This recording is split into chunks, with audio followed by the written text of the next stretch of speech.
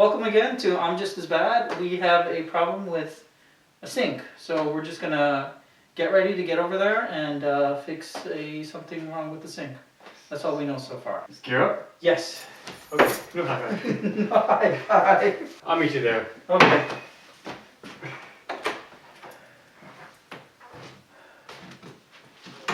Okay, so apparently you would definitely need is a couple of wrenches because you would not know the actual size of the screw or the nut that you want to get off. So you should always take a couple of wrenches. Screwdriver, whatever that is, you should always have. Flashlight, important. Hammer, well, hell not. I guess not.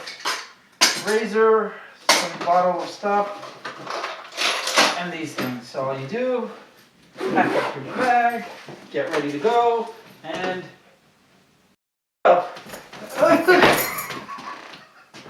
That wasn't even dry.